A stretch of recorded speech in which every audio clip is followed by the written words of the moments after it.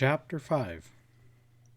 Sunup saw Bill pulling out of the livery barn, forking his buckskin with a bay mare and a gelding on the lead. The gelding bulged with bedrolls and duffel, neatly secured by a diamond hitch. The chunky rider's features were set in mournful lines, and an unlit cigarette drooped dolefully from his lips. The previous afternoon, Sherriff Stevens had arranged credit at the general merchandise store for supplies. Later, he had a run over the map with Bill in his little office, while a closed-mouthed, bespectacled Phyllis Ford sat in. Bill was tempted to back out even now.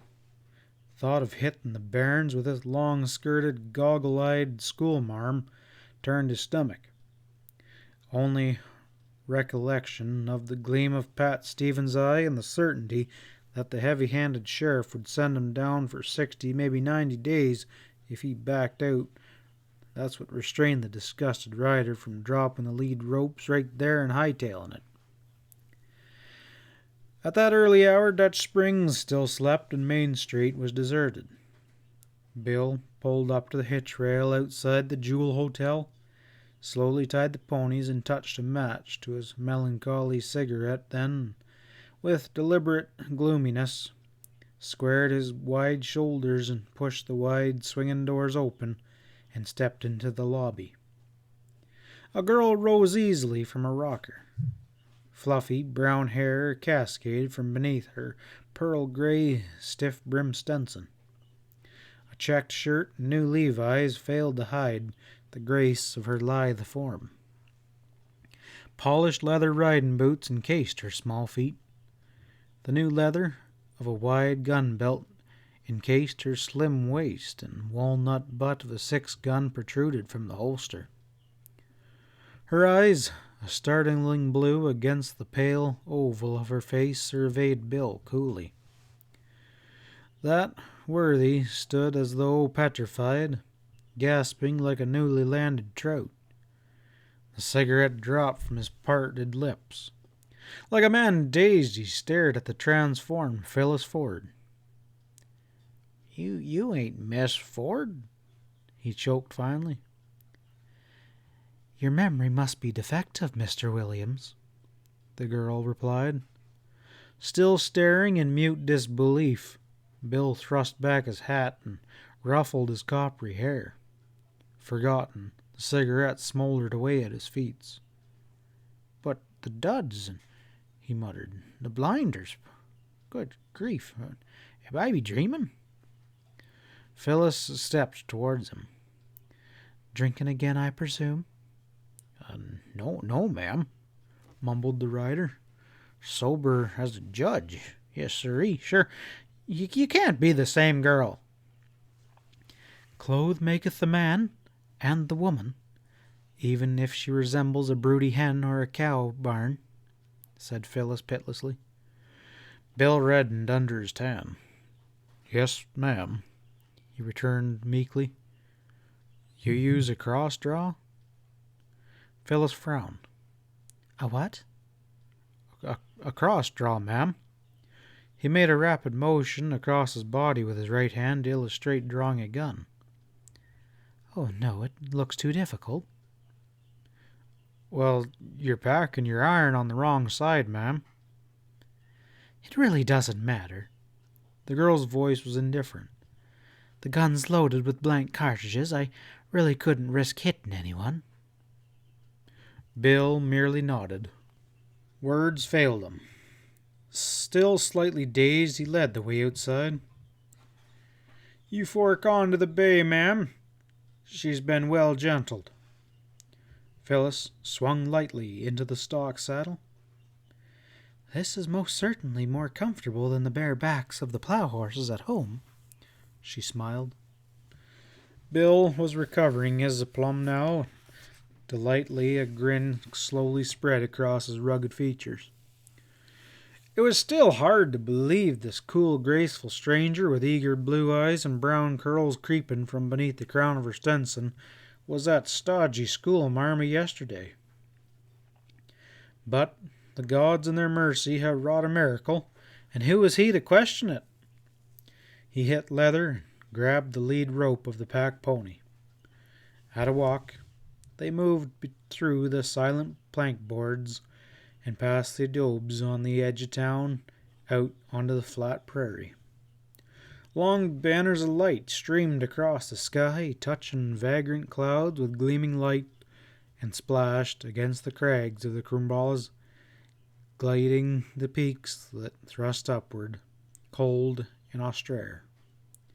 Shadowy, a long file of cows worked across the flats, moving slowly to water. Flicking their white tails, rabbits jumped through the squat brush. A band of antelope, startled from their beds, skimmed swiftly away. As the sun rose higher, the yellowed rangeland rolled in billows before them like a sea cresting with gleaming gold. "Isn't it wonderful?" breathed the girl with her eyes shining. Bill's head slew towards her, and he asked in surprise, "What's that, ma'am?" Phyllis reined beside him. "Why, the mountains, and the prairie, and the darling little rabbits, the sky, everything." The rider stared around, his forehead knitted with perplexity.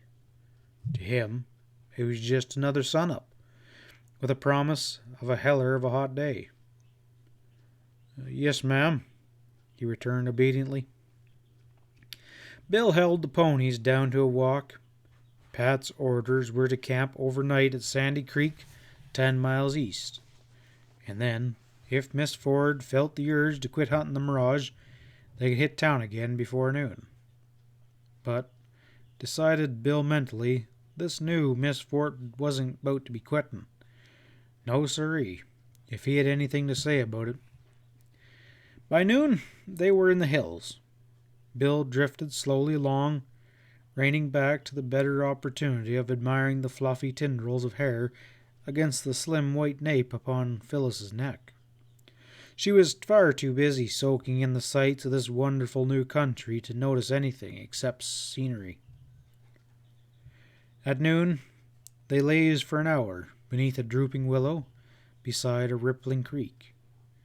Bill broke out some biscuits and molasses and boiled a can of coffee, and then he lay on the creek bank with vast contentness, smoking quirlies and watching the girl tempt the alert, beady-eyed squirrels with chips of biscuits. She dropped down beside him, suddenly solemn. "Mr. Williams, I know why you're wasting so much time. You think I'll be scared and want to go back in the morning. Well, I won't. And if you don't like this trip, you can go right back now. I'll just as soon go on alone." Her blue eyes chilled. "Why, ma'am," gasped Bill in a panic, "I never had such a thought. No, siree. I ran off some of the mouth to talking to that mammy, but that don't mean nothing. Pat said stick to that girl like a saddle burr, and I'm sticking. We're going to be getting along like two kittens on a warm brick, and I don't crave no munker. You just call me Bill." Her eyes softened. "Well, Bill, do you think we'll find the mine?" "We'll sure bust a gut a-tryin'," he assured her. Before sundown, they hit the camping spot on Sandy Creek. The barrens still lay beyond. Sun-dried hills swept around, etching with caverns and ravines, veiled green with chaparral. Through the crystal-clear air, the mountains loomed above them, apparently but a short ride distant. Phyllis was all for pushing on, but Bill uncinched the saddles and stripped the pack ponies and hobbled the animals. "No, ma'am," he declared finally. "We got a long pull come sunup, if we're to get to Coyote Springs. Ain't no grass. You need to rest up. This trip ain't no velvet. No siree."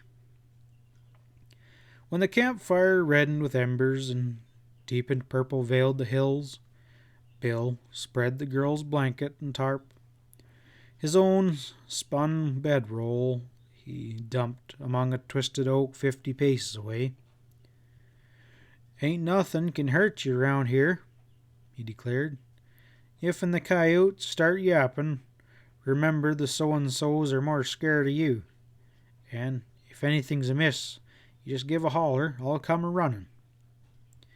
It seemed to Phyllis that she had scarcely snuggled betwixt the blankets and watched the stars popping out above when the smell of burning wood and sound of deep voice hurling lurid language at the skittish ponies awoke her. She sat up and shriveled in the chill of dawn. The coffee pot bubbled on the fire while Bill was wrestling saddles. The sky was paling overhead, and the ridges loomed ghostly in the half-light. Bill glanced in her direction, dropped her bridle, and hurried over, toting a leather coat. Here, throw this around your shoulders, ma'am. It's kind of cold before sun-up, but come noon it'll be hotter than hell with the hide off. Phyllis slipped gratefully into the coat. She brushed the curls from her forehead and smiled. You're very thoughtful. Much nicer than I thought you'd be. Oh, shucks, grunted Bill, and then moved hastily away. It was full daylight when they pulled up over a hogback. A spread of hills lay before them. Southward, dwarfed by distance, a huddle of ranch buildings stood upon a high bench. A thin plume of smoke snaked from the chimney and curled high into the clear air. Look, isn't that a pretty picture? Cried the girl, pointing. That's the Bar W, said Bill glumly. Is it a ranch? I'll say. The dandiest little spread in the valley. 5 good springs, the sweetest water you ever tasted, and grass.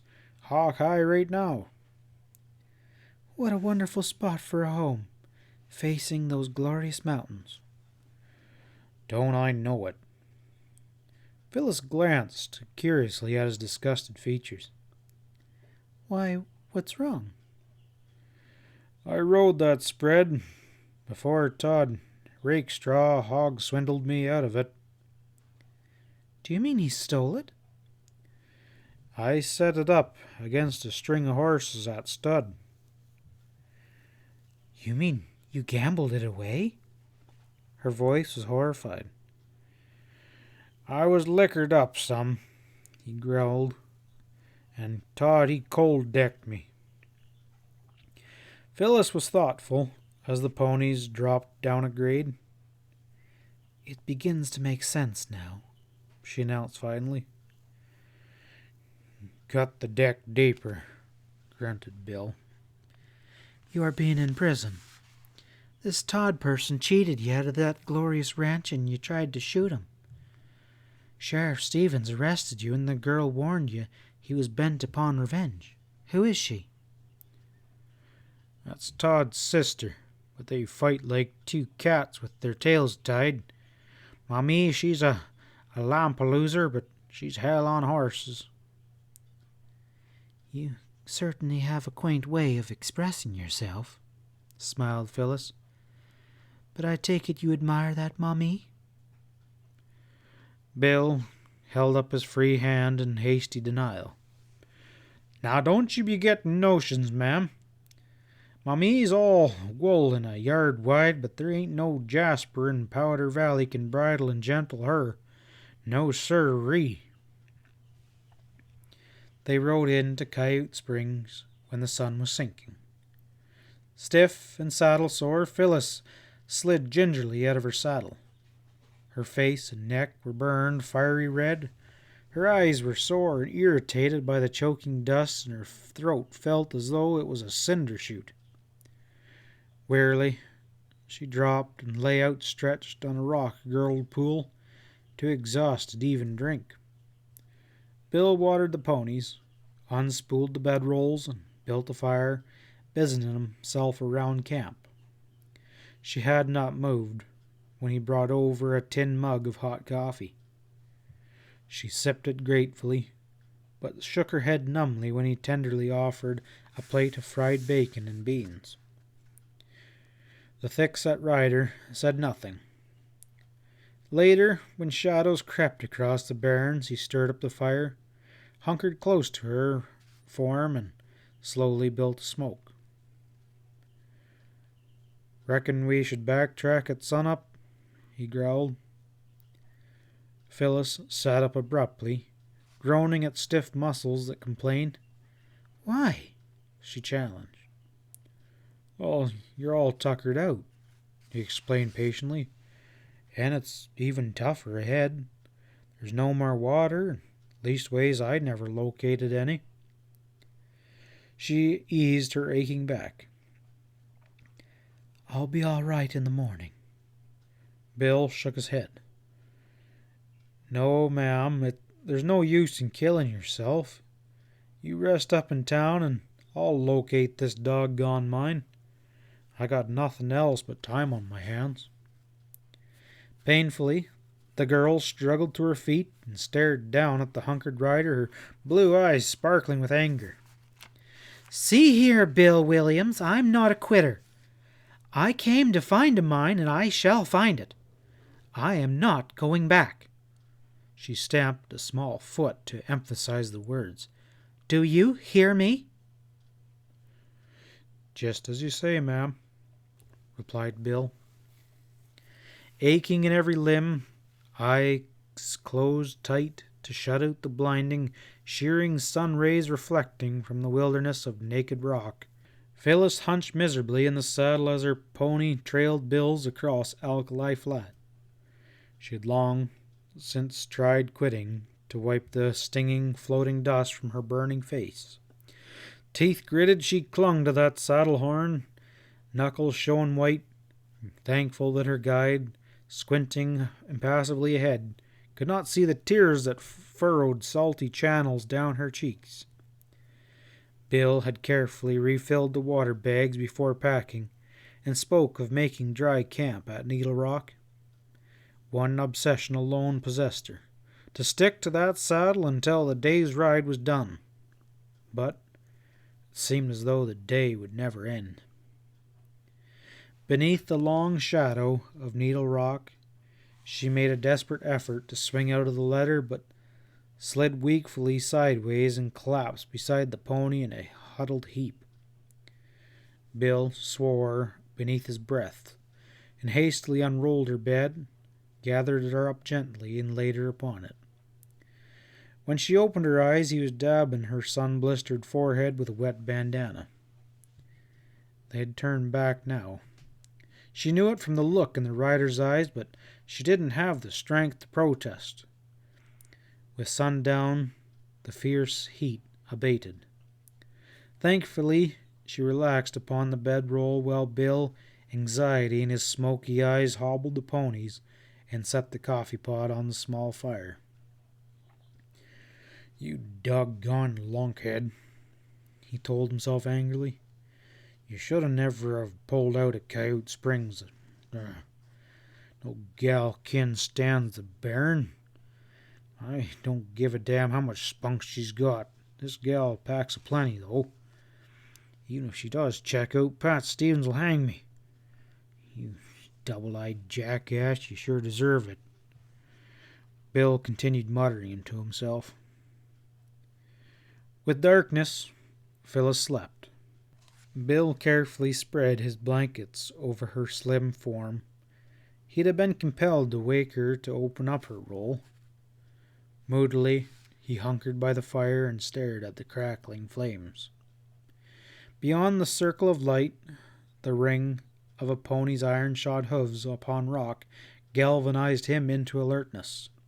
He rose quickly and silently and slipped back into the shadows.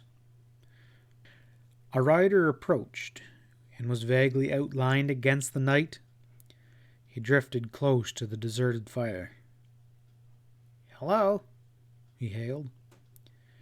Bill's questing eyes ran over his silk shirt and light whipcord breeches, noting the fancy bandana and polished boots. "A dude," he grunted in disgust and then moved forward. "Slide off and rest your legs," he invited. Percival Plumfour dismounted. his sharp eyes darting around, noting the sleeping girl. "That your wife, old chap?" he inquisited carelessly. "No," growled Bill. A smile flickered over Plumford's tight mouth. "Oh, well, let her pass. But I will say you have a good taste in femininity." "Say," anger smoldered in Bill's deep voice, "let's get this straight. That's Miss Plumford, and I'm her guide, and there ain't no more to it." "Oh, tut, tut." Plumford loosened the clinches on his pony. "Pardon my misapprehension. One jumps to conclusions." Bill set the coffee pot back on the fire. "Can you swaller a cup of dip?" he inquired gruffly. "A drop of coffee sure would indeed hit the spot." The Englishman squatted beside the fire. "At least these infernal bairns can rise a thirst if nothing else." Bill hunkered on the opposite side of the crackling mesquite roots and smoked silently as Plumford sipped his coffee. What brought this dude out here into the barrens? The visitor set the empty cup aside and stuffed the bowl of a briar pipe. "Any relation to Pete Ford, the prospector?" He inclined his head towards the girl. "His niece," grunted Bill. "Ah." Plumford sucked his stem pipe thoughtfully. "On her way to the Mirage Mine, eh?" "How do you get that notion?" challenged Bill with rising belligerency. "Oh, tut, tut, old boy. One merely makes simple deduction. Pete dies. His niece rides into the barrens, obviously not upon a pleasure trip. Therefore the deceased must have left word of the mine's location. A map, perhaps?" His shrewd eyes scrutinized Bill's rough-hewn features closely. What he read was evidently pleasing, for his thin lips twisted in silent amusement. The thick-set rider rose upon bowed legs, smoky eyes gleaming. "Are you dogging us, mister?" No, I dropped in quite by accident. We might term it a happy coincidence." "I reckon you best drag your rope." Bill's voice was soft. Plumford glanced up sharply. "You're not threatening me by chance?" "No, I'm just telling you. You catch up that broomtail and go on." His right hand slapped down, and the fire flickered on the blue steel of a pointed gun. An angry frown knit the Englishman's smooth forehead. "But you can't do this," he protested. "This is an outrage. It's against the law. What provocation have I given?" "I'm doing it, mister," returned Bill stonily. "Vamoose!" The silky-shirt dude scrambled to his feet, glaring angrily at the squat, threatening form. "You're kind of damn suspicious and inhospitable," he commented acidically. "I just don't crave your company." Gun in hand, Bill followed his visitor towards the ponies. When the clip-clop of Plumford's mount died away, he listened for a while, and then scattered the fire and stretched out on his tarp. Bill Williams slept lightly, as do most men who live in the outdoors. When the fire was cold, and the stars massing bright in the heavens, they burned bright above the barren waste, he snapped awake. Alert in an instant, his head swiveled round, seeking to discover what had broken his rest. Close by, Phyllis Ford's body bulked against the blankets. Beyond, the three ponies were blotched against the night. No sound broke the brooding silence. The rider slipped from beneath his tarp and stepped across to the girl. She was deep in a sleep of exhaustion, breathing evenly. He yanked out his watch out of his pocket pants and squinted at the starlight. 2:20, he muttered. With a final questioning glance around camp, he stretched out and quickly dropped off to sleep again. A chilly breeze that preceded the dawn rattled the dead stalks of octillo and scattered the ashes of the fire. Bill kicked back his canvas and began yanking on his boots. He planned to break camp before sunup and backtrack to Coyote Springs. Yawning, he stared out across the graying flats, and then his jaw snapped shut. He jumped up. With anxious, quick steps, he hurried out from the base of Needle Rock, eyes searching. "By God," he grunted. It was almost a groan. "The horses took off." End of chapter 5.